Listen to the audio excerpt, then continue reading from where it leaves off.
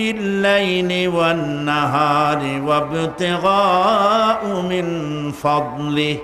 আল্লাহ পাক বলেন তোমাদের রাত আর দিনের বেলায় নিদ্রা যাওয়া এবং এটাই হচ্ছে তার অনুগ্রহ।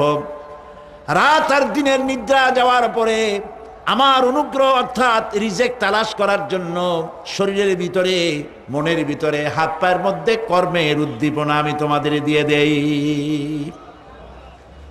মহাবিজ্ঞানী আল্লাহ রাব্বুল আলামিনের এই বিশাল কুদরত এবং দয়া যে মানুষকে তিনি ক্লান্তি দূর করার জন্য তিনি ঘুম দিয়েছেন, আলহামদুলিল্লাহ বলি। অনেক মানুষ আছে ঘুমাইতে পারে না, ঘুমাবার জন্য ফেনার গান খায়, ঘুমাবার জন্য ভ্যালিয়াম খায়, সিডাক্সিন খায়, রিল্যাক্সিন খায়, কত অ্যাক্সিন অক্সিজেন কত কিছু খায়, তারপরেও ঘুম আসে না। এই ঘুম যার আসে না